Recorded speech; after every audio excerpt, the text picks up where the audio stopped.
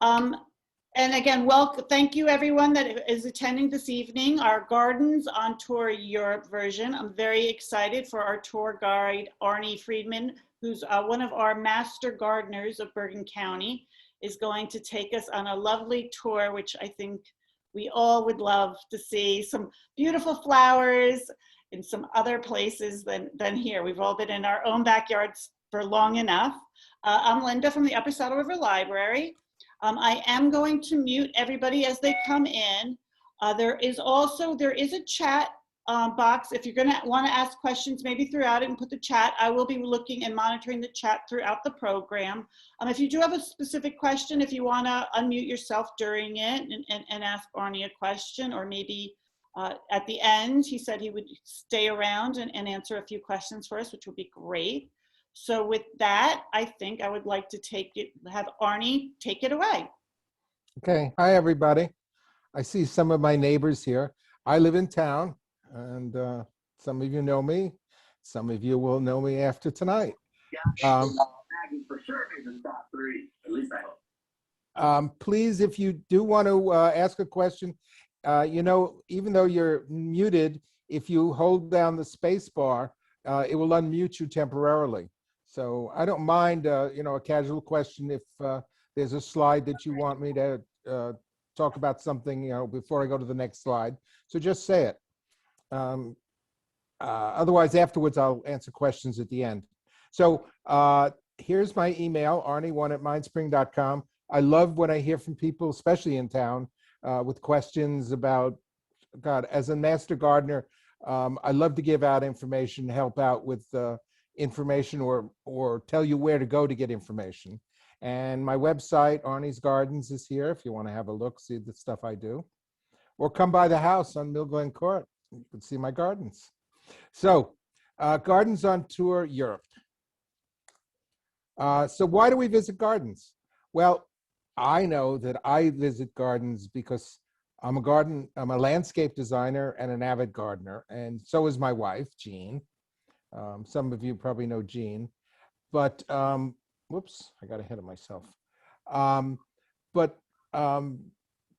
We like to travel. We travel a lot, and as we've worked less, we've traveled more, and we often go to Europe. Maybe once or twice a year we're in Europe, and we've traveled around the States a lot too, especially me. As a landscape designer, I go to gardens because it's important to see formal gardens and historic gardens to give me a perspective on the history of gardening, because what we do and what people like is so influenced by history. And that's another talk some other time. But so I look at gardens for that, but I also, when I'm walking around, it's not just because I like pretty flowers and things. I like to see what people have come up with, the way they've created things. And so I could take back ideas to landscapes that I do for customers, and also things I do for myself in our own garden.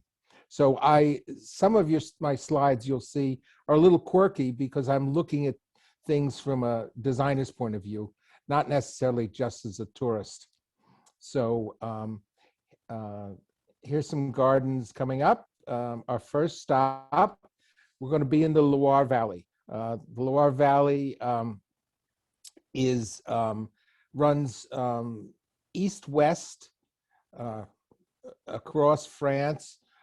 It's not that far from Paris, just a couple of hours drive. And it's historically a place where the nobility and the wealthy of France built their homes and chateaus when they wanted to escape for the summer from Paris, or if they were landowners in that region. So the Loire Valley is a place where after you've done the tour of Paris, that's the next place most people go, is to the Loire. And the Loire has some wonderful large estates and chateaus scattered along its length. And I've picked one that I particularly like and that said something to me. So we're going to first see Chateau de Valandry. Um, let's see, get this to move to the next slide. Why are we not advancing? Okay, so Chateau of Landry in the Loire Valley. This is the chateau itself. It's probably 16th century originally. It's a beautiful property. And as I understand it, the gardens of the chateau over the generations went into decline.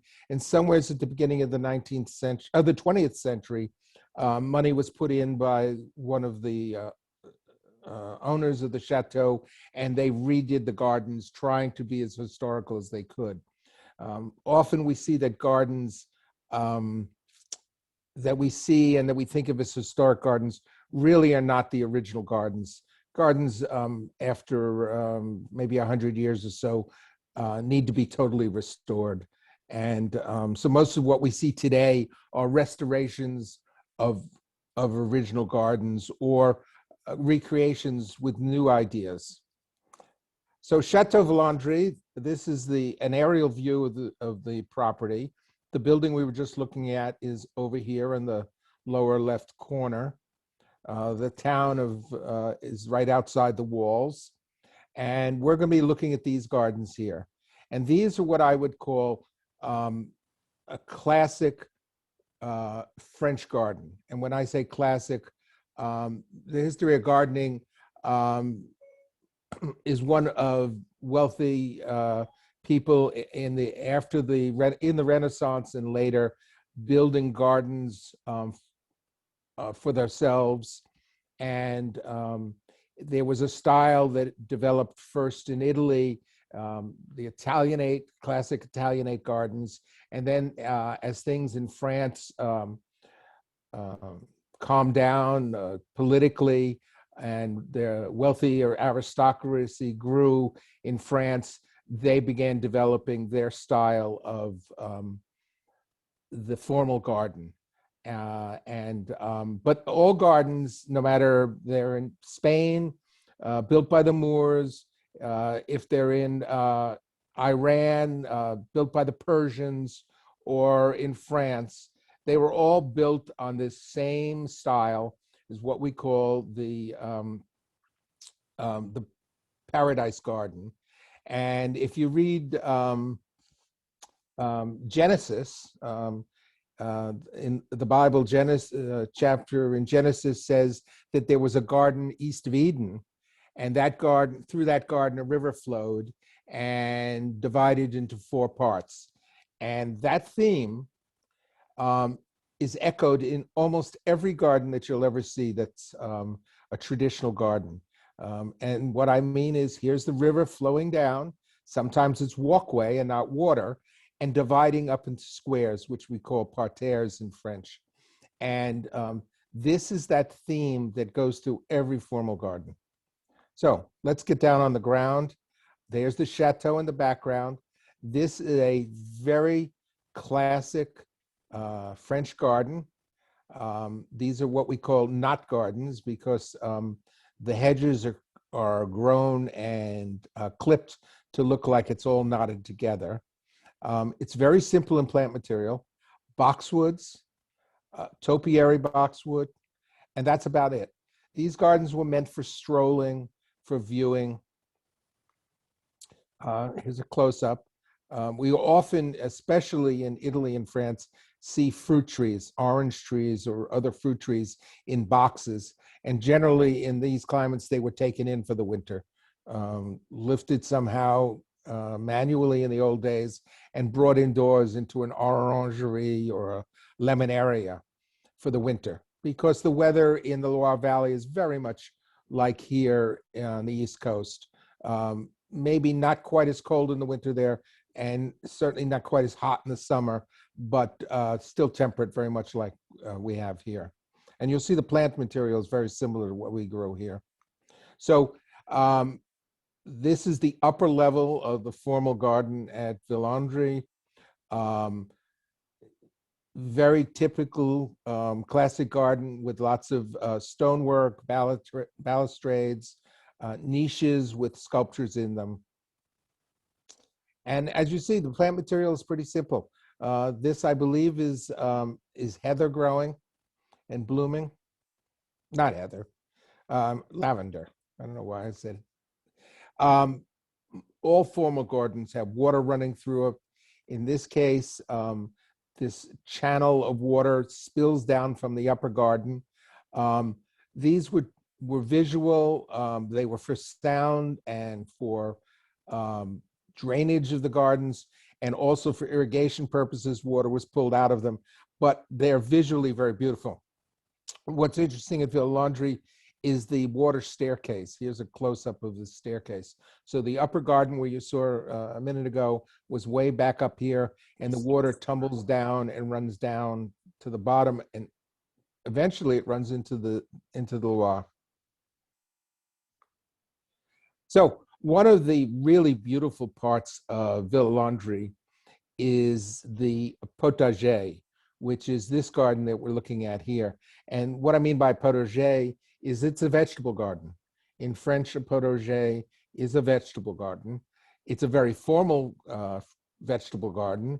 And in this period, in this classic period, vegetables were used both for the kitchen and for herbal medicines, but also for beautiful strolling. And I think the combination is wonderful. These are fruit trees. These are pear trees over here. These are parterres filled with all kinds of vegetables, sculptures. And when we saw that aerial view, this is those squares. And then they divide up and divide up again and again. And what's really interesting is you'll see this trellising along the edges, and growing on this trellis are apple trees. Now this trellis is no more than 18 inches, 2 feet tall, but they have trained apple trees, espaliered the apple trees along this trellising. And you can see the apples are ripening. We were there in July and they were already ripening. This is one of the pear trees that we saw at the corners of the garden, and you can see the fruit on the pear trees. These are a close-up of the beds. We can see kale and lettuces, beets. I'm not much of a vegetable gardener, so you guys probably know what some of these vegetables are faster than me. But what's interesting also is the roses, and we'll talk about that in a minute. Here's one done with annuals for a little color, and yet most of this in here in all of these beds is edible. This is purple basil and cabbages being used for great color effect. These rose standards are interesting. Traditionally, roses were planted in Italy and France at the end of the vine rows in the vineyards, because roses being in the rose family, Rosaceae, are very susceptible to a lot of disease and a lot of insects. And if you plant a rose bush at the end of your vineyard rows, you can tell if there's going to be problems with mold or insects before they get to the vines. So they planted typically roses at the ends, and in this case, in the middle of the vegetable garden, to tell them if there was going to be bacterial infection, or because if you get black spot, you know that you might have a fungal infection, or you start seeing your roses eaten by something, you know that you're going to have an infestation of some sort of bug. So our next stop in the Loire Valley is a little garden, and it's one that we just happened on.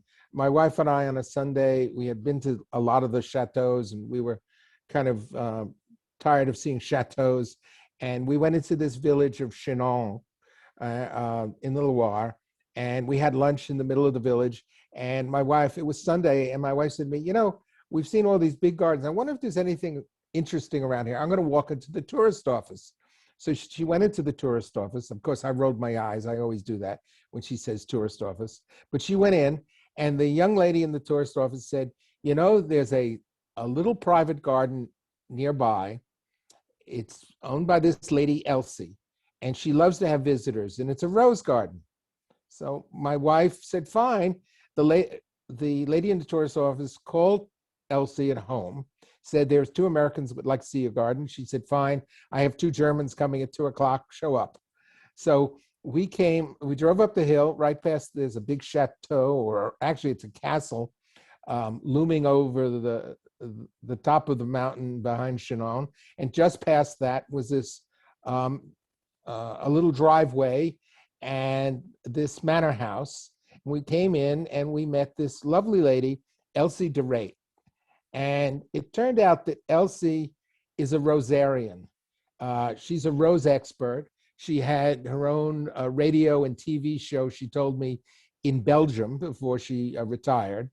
And she came down to the Loire Valley and bought this property. It's, I think she said it was 5 hectares, maybe it was 2.5 hectares, not a big property, but nice. And she started growing roses here. And she had 300 varieties of roses on this property. And all of them, she said, were disease resistant. It's a really fascinating thing to me, because many of us have stopped over the years using hybrid roses here in the States, because the hybrid roses traditionally were just so susceptible to every disease there was that it was too much work for most of my clients and for me to grow roses. And we stopped using most of the roses, and we started using knockout rose, which was probably the only one that didn't get black spot and that was resistant. Well, over the years, there have been companies in Germany, people like Elsie, working to create roses that were resistant to all these diseases. And she claimed that she had 300 varieties in this garden that were disease resistant. And that was fascinating to me. We were there midsummer, so a lot of them weren't blooming anymore, or were at the end of their bloom period, but there was still a lot to see. Her garden is a very typical French home garden. It's very casual. French cottage style is very much like English cottage style. It's very casual. It's not that fancy, classic garden. This is her dovecote in the background. Dovecote was a place where birds would hang out, and it's just lovely. And here's Rosie with a couple of her varieties of Cordis rose. Cordis and Son is a company in Germany that has been developing disease-resistant roses for a long time. And she told me that they actually had taken 1 or 2 of her cultivars and put them into production. And she said there was even a couple of varieties with her name on them. But we don't see them much in the US. Of course, Cordis and Son has had trouble importing roses into the US. So we don't see them around very often, but they're magnificent. If you can get a Cordis rose, there's some wonderful, healthy roses.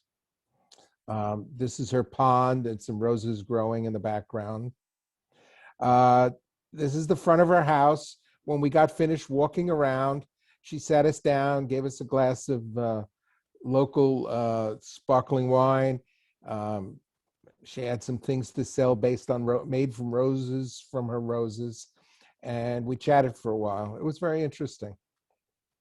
So next stop on our tour, we're going to go north into Normandy. I have a good friend here in the States who's originally was born in Rouen, and he spent his summers along the North Coast here, and he wanted to show my wife and I where he spent his summers. So my wife and I met he and his wife in Paris, and we drove up into Normandy and met another couple of friends of ours. And we spent a couple of days up in Normandy, which was fascinating to be there with somebody from the area. We visited, of course, the invasion beaches, which are up here,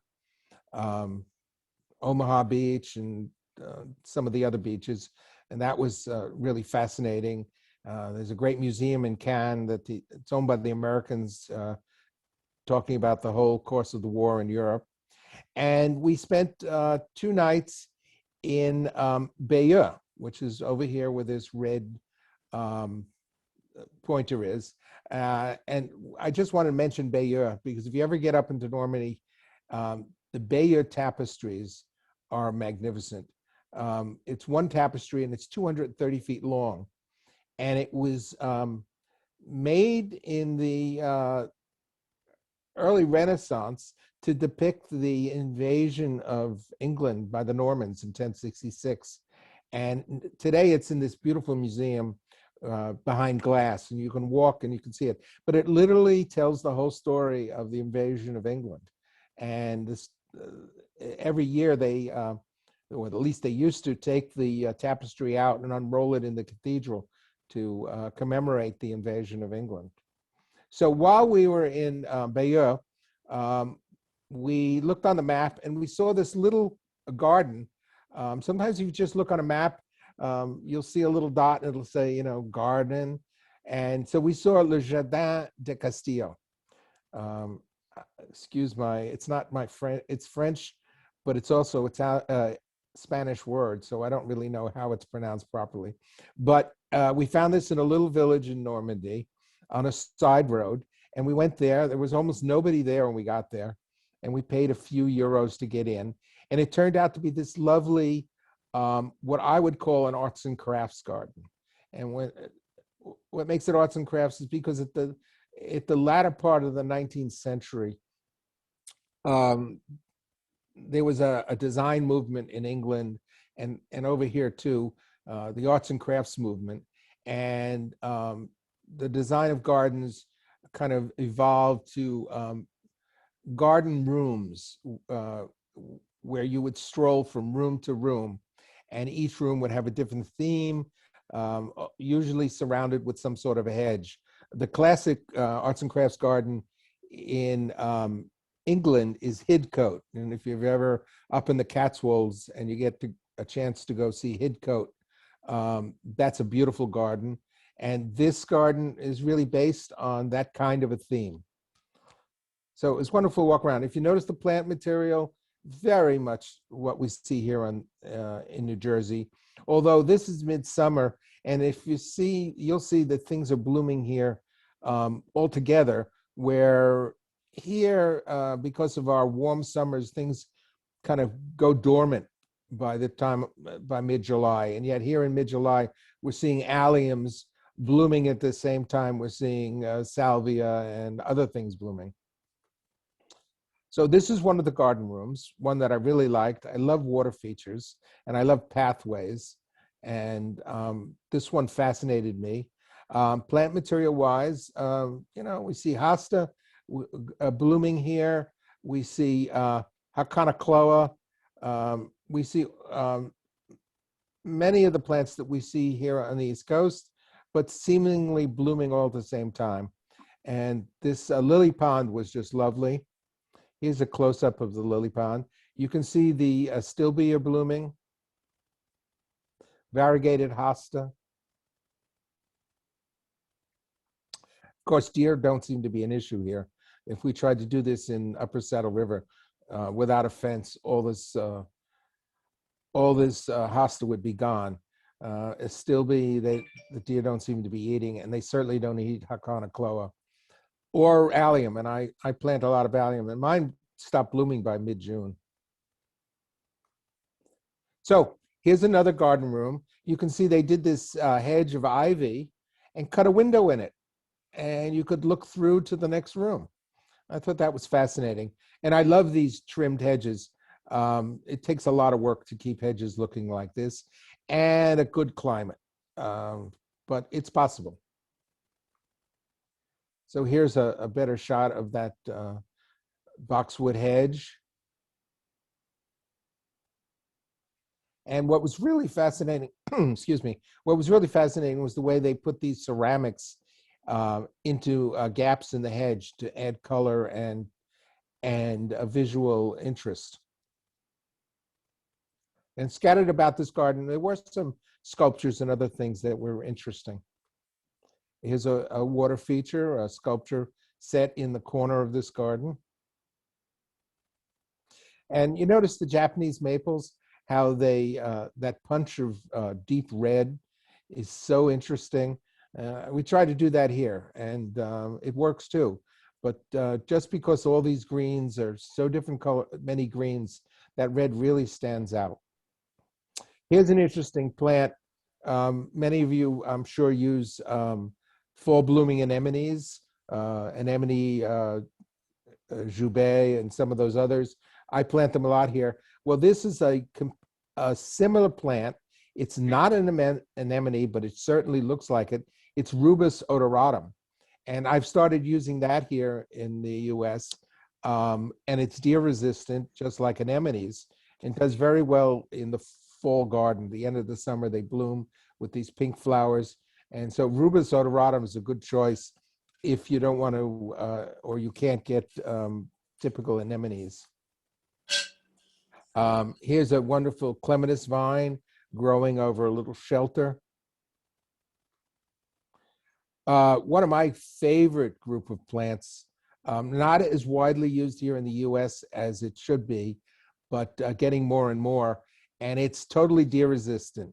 And this is Hypericum, or what's commonly known as St. John's wort. And there are many different Hypericums. There's low-growing Hypericums. This is a variegated leafed Hypericum. There's some that are wonderful ground covers, and I try to use them a lot around here. Here's a wonderful trough. I love to look at water features and get ideas, and I have a trough of my own now in my yard, and I've done some for clients. And this fish, he spouts water and fills the trough, and then the trough drains and the water gets recirculated. A beautiful perennial garden. This is very much in the style. I don't know if you're all familiar with the work of Gertrude Jekyll, but Gertrude Jekyll was an English gardener at the end of the 19th century who wrote a couple of books about perennial gardens and color theory. And in Connecticut, there is one of her gardens actually that was built way after her death in Connecticut. But at the library here in town, there are a couple of books on the shelf by Gertrude Jekyll. And if you're interested in the history of perennial gardens and color theory, I recommend, because this is really very much like work of the English designer Gertrude Jekyll. But you can see the plant material here is very similar to what we would use here. There's geraniums, hardy perennial geraniums. This is probably a geranium roseanne. There's some roses, echinacea. This is Nephophia. This is euphorbia. We've been using, my wife and I have been planting euphorbia at our own house. It's really nice in the summer with this chartreuse color. This is a nice deep heuchera. Sets off well with the yellows.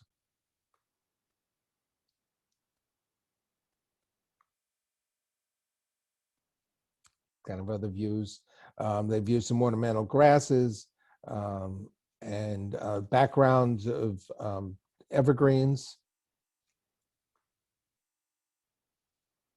This is allium. I love the giant alliums. The best is to plant them in the fall. You buy the bulbs and put them in the ground, and in after the daffodils and the tulips are finished, these come up, and they're a wonderful punctuation of color in the garden. This is geranium again. This could be geranium sanguineum or one of those, similar. Salvia. So after Normandy, my wife and I drove down to Brittany, and we've actually been back to Brittany a couple of times since then. We really like Brittany. Brittany is this peninsula that just juts out into the Atlantic Ocean. England is up here. This is the English Channel. Everybody knows, I think, Mont Saint Michel, the old city that's on an island that's surrounded by water. That would be right over here. San Malo is here. It's a wonderful seaport city, and great oysters. If you go up to Cancale up here, or down south to Bayeux, the oysters are magnificent if you're an oyster eater. Anyway, we were in Brittany for a couple of days on one trip, and we wanted to go see Kemper. Kemper is where the famous Brittany pottery comes from. So this is what I'm sure many of you are familiar with Kemperware or Kemper pottery. So we went to the Kemper Museum and got there maybe around 12 o'clock or so, got to walk through the museum. And then, of course, they said to us, we're closing for lunch, because once you get outside of Paris, everything is much less hectic, and everybody closes down from 1 to 3 for lunch. So we left there. We went looking for our car in the parking lot. I saw this great old car. And across the parking lot, we found a priory, which is a place where monks used to live, and a garden outside the priory, the garden of the priory Loca Maria. And you can see the map of the priory garden. Priory gardens were generally herb and vegetable gardens to support the work of the monks, both to feed them and also because in the Middle Ages, herbs were the only source of medicinals or medicines was to grow your own herbs, and many of the monks would make potions and elixirs from them. And so we walked around the priory garden, and it was actually very lovely. That museum I was talking about was way back here, and the river that runs through Kemper is over here. And it was just a small garden, but wonderful to stroll through and see what the monks would have done in the Middle Ages. There were raised beds with different herbs and things growing, flowers, trellising for the roses. It was just a nice little deviation while we were there. I love these old rose vines that are just so old and beautiful. So moving on to Italy, my wife and I kind of a few years ago discovered this corner of Italy they call the Piemonte. And we spent some time going to the White Truffle Festival one October because a friend of mine from Austria said, Arnie, I was there with my friend, and you've got to go see this area, and there's Asti down here and Alba, all the great Piemonte wines are grown there, and they have a truffle festival. We went and we spent a couple of days and just had a wonderful time.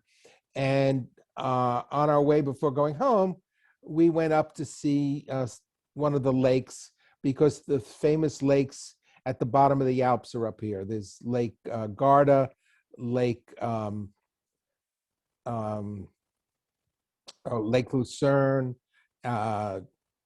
Lake Como. The famous Lake Como was one of these in here. And we decided we wanted to see Lake Maggiore because we heard there were wonderful gardens in Lake Maggiore. So we stayed in this little town of Stresa on the coast of the Lake Maggiore, and right off the coast in the lake are these group of islands called the Borromean Islands. And you can get there by ferry. There's a wonderful ferry system on Lake Maggiore, and you pay a couple of euro and you get a ticket, and you can go all the way up the lake to Switzerland if you want. We were there at the end of September, and they were getting ready to close down the ferry system for the season, but we were lucky to still be able to take the ferry and go out to the islands. This is a view from from the roof of our hotel. There was this nice restaurant up on the hotel roof, and we could see the Bormio Islands out here, and part of the lake, and the Alps rising in the background. So the first island we went to visit is Isola Bella, and it's a formal garden in the classic Italianate style. I mentioned French classic style. Well, earlier than the French, the Italians were building gardens, typically starting around the middle of the 1550s onward. Italianate gardens were being built all over Italy. One of the famous ones is Villa d'Este, which is to the east of Rome, up in the hills. It was built in the 1550s by a wealthy bishop from Rome. And here in 1623, Count Carlo III started building his Italianate garden. He named it after his wife, Isabella. She was the Countess of Borromeo. So Isola Bella. And Isola Bella is not too big, 256 acres. It had a palace at one corner, and it had these beautiful formal gardens. This pyramid shape is literally the center of this formal garden. It's terraced gardens going all the way up. There's a small village on the next island over here. It's a fishing village, and I believe it was where the servants and the people that supported this island lived. So when you get off the ferry, you're just in the midst of the most wonderful, colorful garden. And it's very interesting climate-wise. At lake level of Lake Maggiore is pretty close to sea level. And the Alps rise up behind the lake. And at lake level, the climate is almost what we would call a Mediterranean climate. Very temperate. The water keeps things warmer throughout the winter. You'll see things growing here that even up here in New Jersey, we probably couldn't get to survive for the winter. And yet, the summers are never brutally hot. And so there's this wonderful mixture of moisture and climate that helps things grow beautifully. Now, you got to remember that we're here at the end of September, and everything is still blooming beautifully, especially the hydrangea. You can see the hydrangeas on the right here. Wherever you went, there were beautiful hydrangeas. This is the formal lawns on the outside leading to the chateau. All of these potted trees, most of them were lemon or lime trees, are taken in for the winter. I found a gardener and I asked him, what do you do with all these potted plants? And he says, everything is taken indoors for the winter. Must be a monumental job. The garden closes down in October, I think, and everything gets put away for the winter.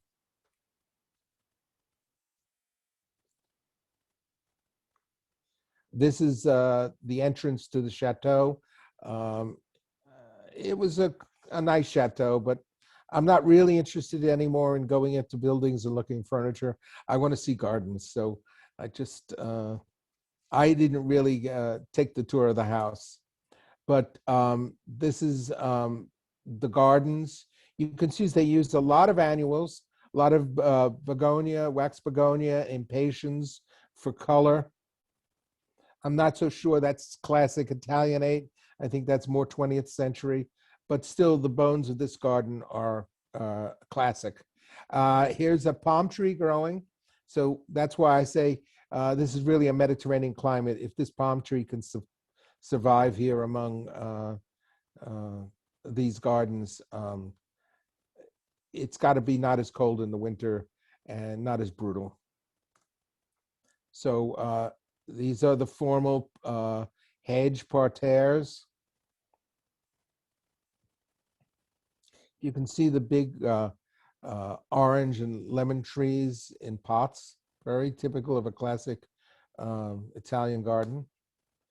A lot of fountains, classic fountains, very much like you'd see in Rome, with statuary, mythical statuary.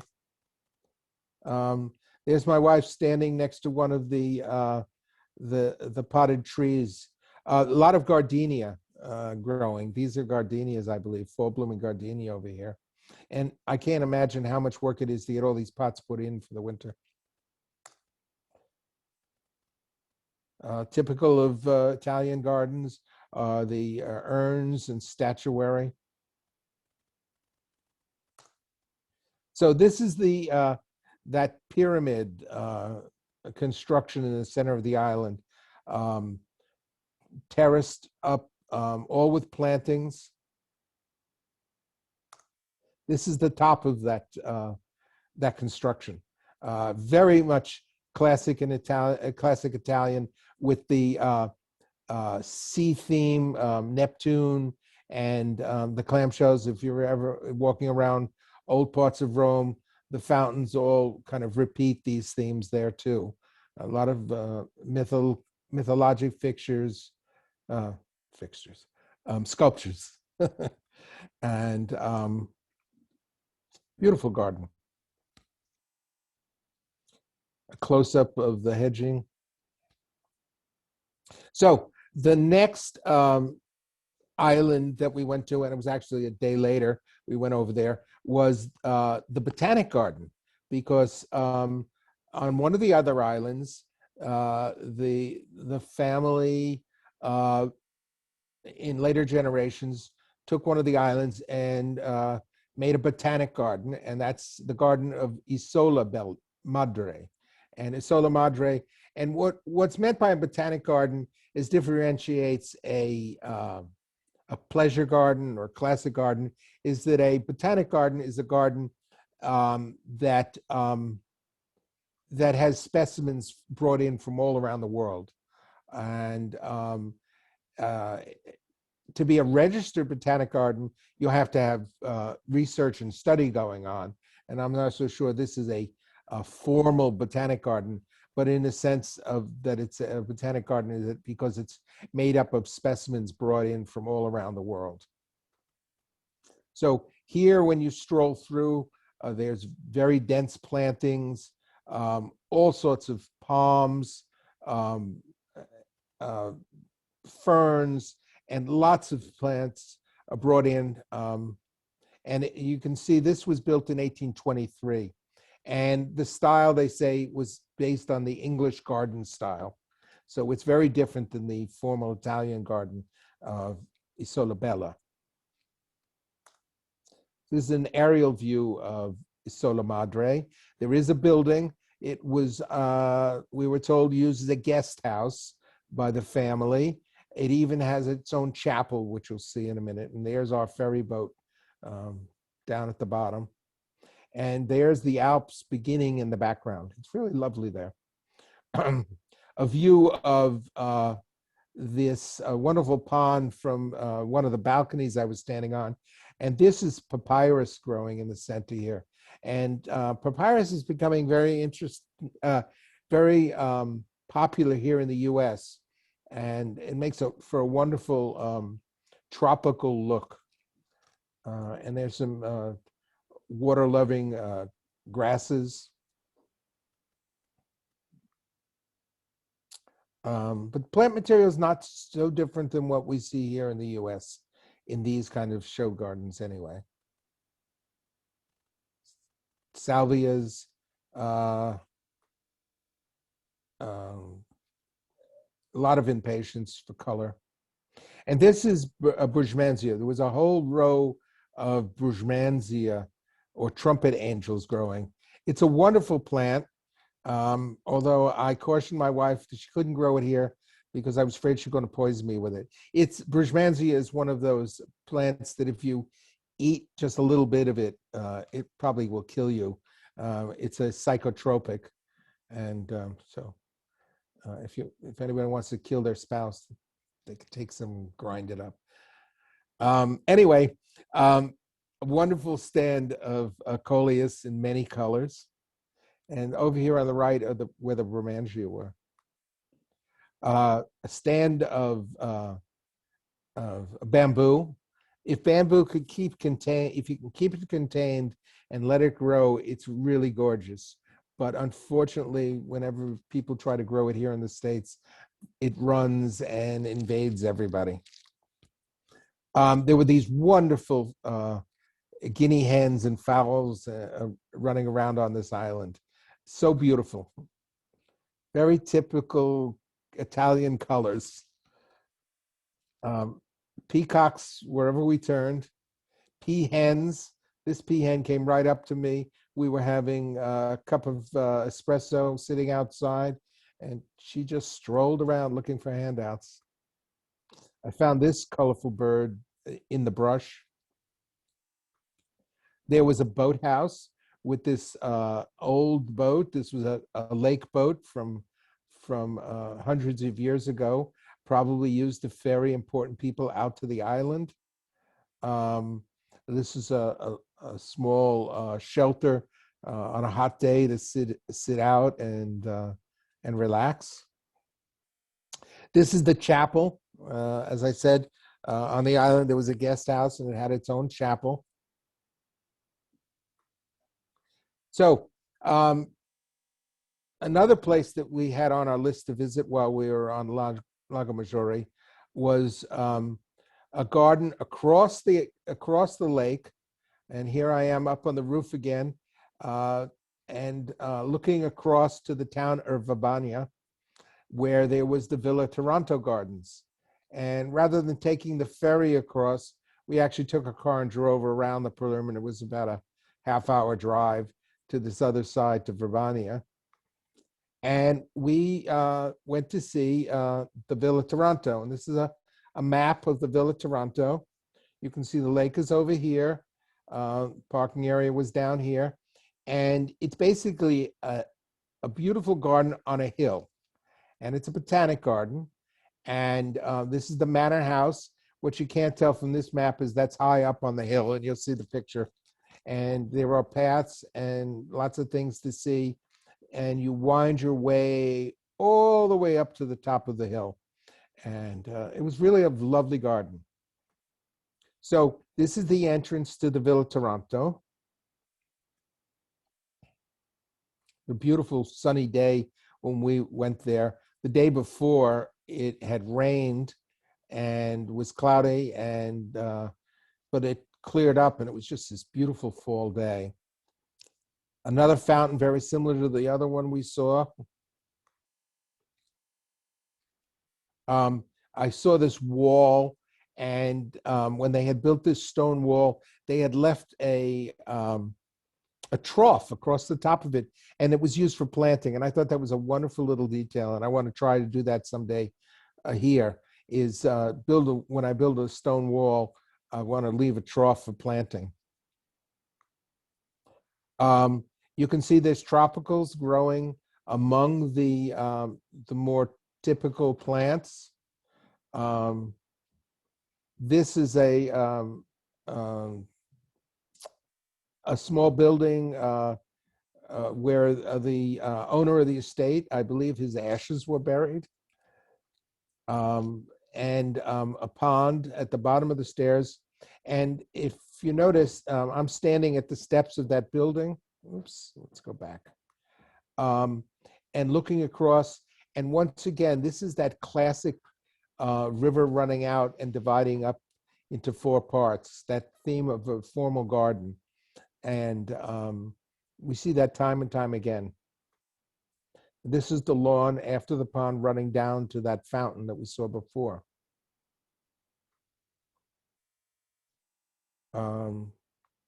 Another parterre garden. So we strolled into a dahlia garden. And this was, maybe half an acre of all dahlias. And it was amazing to me. Dahlias are the most beautiful flowers. We used to grow them when we lived down in Englewood. But up here between the groundhogs and the deer, we haven't been very successful growing dahlias, but we love them.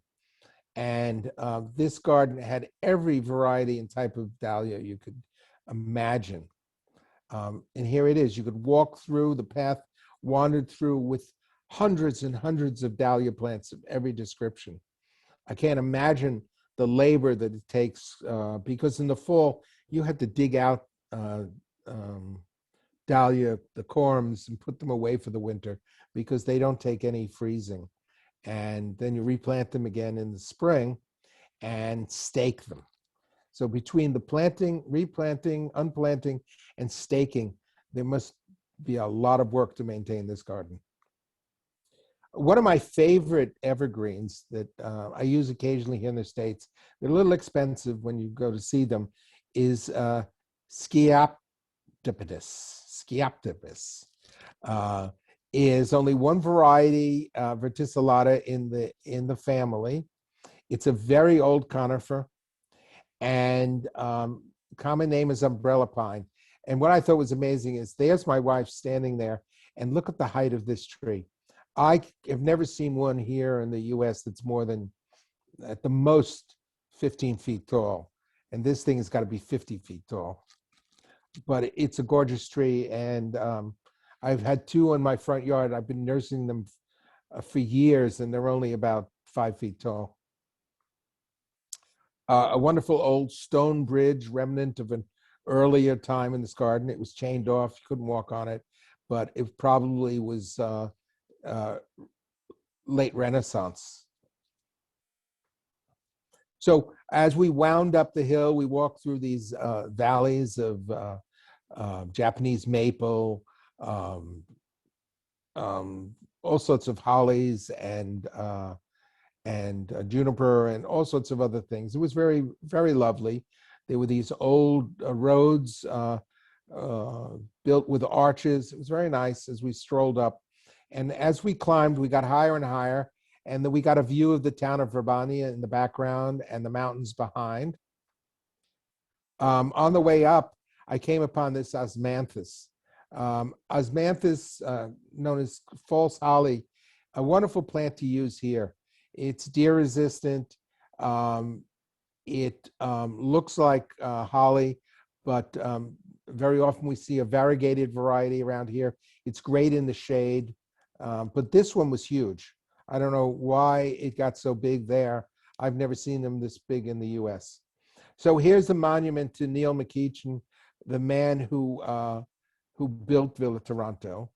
He died in 1964 and left this whole botanic garden to the state of Italy and to the government of Italy. And it's now owned by the government, and his home is used as a conference center. But it's interesting, he was an Englishman. He was a Scottish sea captain, made a lot of money, and bought this property.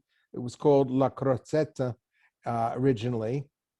And he renamed it Villa Taranto in honor of one of his ancestors, the Duke of Taranto, who fought with Napoleon. And it's 50 acres, and it's said to have 20,000 varieties of exotic plants. So it was a big work. It took many years for him to establish it, but it really is lovely. Here we are up at the top, the formal gardens at the top, water running down the center again.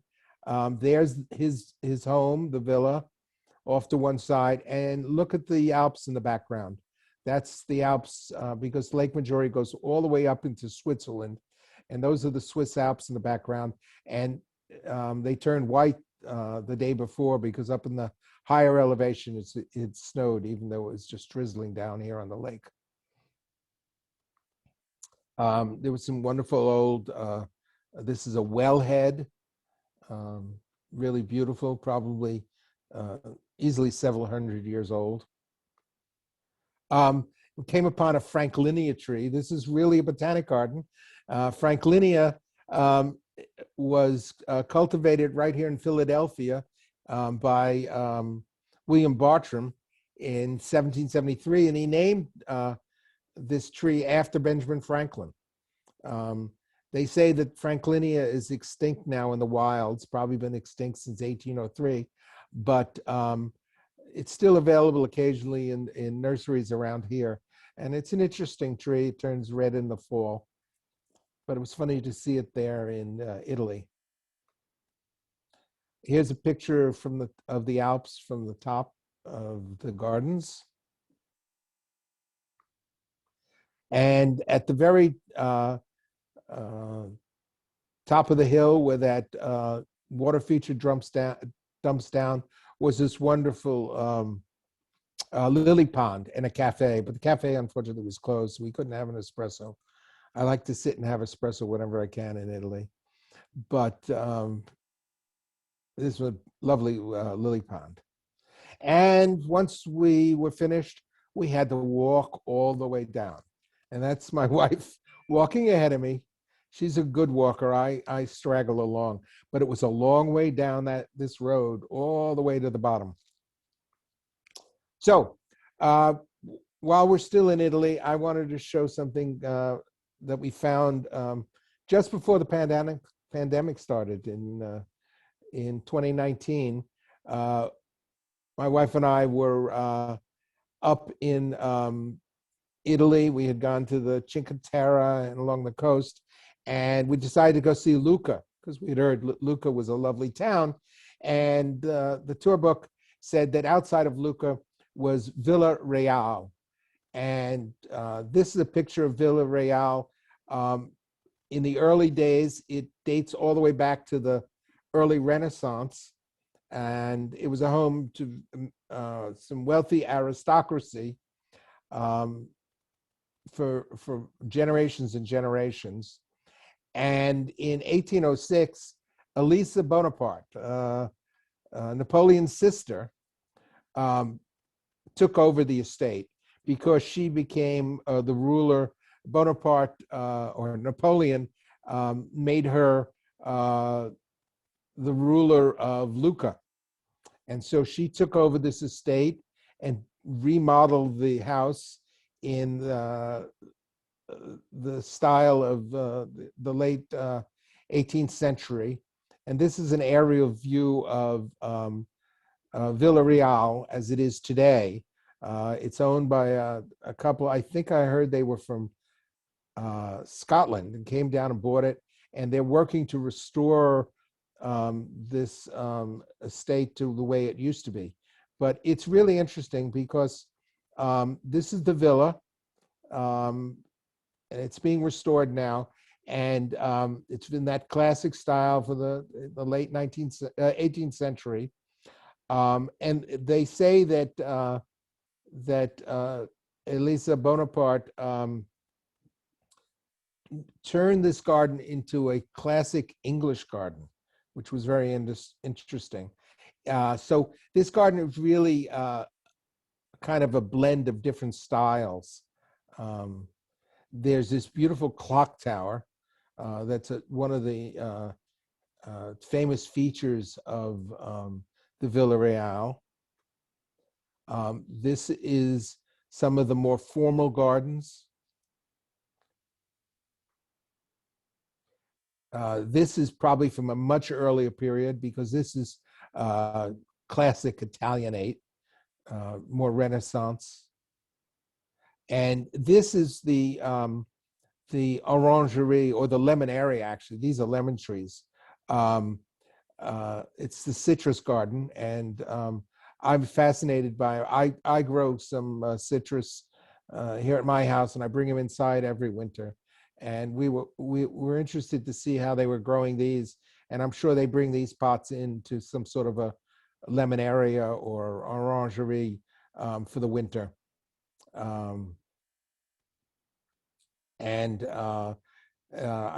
was looking at how they were staking them, and every once in a while, it's amazing. I leave one of these gardens with this orange I find in my pocket. And once it's in my pocket, I can use the seeds and start my own back here. This is a close-up of the fountain and the Italianate construction. There's a little grotto. So That ends our tour. Please stay safe. Do your virtual traveling now, and when things get back to normal, I hope you all can go touring. If you have any questions, feel free to email me. If you're interested in master gardening and other lectures that we have in our Speakers Bureau, you can go to the Master Gardener website, www.mgofbc.org. This is my email. So, any questions? Well, I want to say thank you, Arnie. I mean, I'm so real. I feel like I actually took a mini vacation with you on your vacations. It is really, truly spectacular what you had uncovered. Do we have any questions? I'm personally, while I can appreciate it, I do not have a green thumb. And I did find it interesting, though, with all the ones that you had, you were saying with the different flowers, how in Italy in September, they were still all blooming. But is that typical of those types of flowers, or? No, here it wouldn't. It's typical of the climate. I've often had clients ask me, why can't I have an English garden? Because in people's thinking, they think of English cottages and all this riot of color and blooming. And they say, well, you plant and I get this flower this month and next month I get that flower. Why can't I have it all blooming at the same time? And the difference is climate. England, northern France, and even Italy, the climate is more temperate in the sense that in England and northern France, it never gets as cold because the Gulf Stream keeps the weather warmer in the winter, and the summers are not as hot. And what happens here is that we have a bigger swing of temperature. So in the summer, it gets up into the 90s here, and everything goes dormant. Or not everything, but a lot of things go dormant. So we get a lot of flowering in the spring when things start growing and the temperature is lovely. And when we get these bursts of hot weather, a lot of the perennials go dormant. We do have other perennials that like it hot and start blooming in the middle of the summer, like our black-eyed Susans, like Monarda, and things like that, but they don't bloom early. And like that picture where I showed you the allium, I plant the same alliums here. My alliums are coming up in May and blooming in May and June. And then the heat hits them and all the flowers fall off. So, but there we were in late July in Normandy, and we were seeing alliums blooming alongside of geraniums and everything else. And so that's the difference. It's a lot of it is that perennials here, a lot of the perennials start going to sleep in July. I do have to tell you, in the chat, somebody says that they do have a very tall umbrella pine in their yard. Well, that's nice. So you might have to start looking around. I will. Town for that. They're very lucky because it's. Oh, wait a sec. Oh dear. Okay. Yeah, you got muted by accident. Sorry. That's all right. That's right. People have tried to shut me up before. Nothing personal. So, any other questions? I think mostly the chat people are just saying how much they are inspired by the lovely virtual tour. It was certainly a lovely way to spend a winter evening. Thank you. Thank you. And thank you very much. My pleasure, and hope to see you all again soon. Okay, and take care, everyone, and stay safe. Bye now. Bye-bye.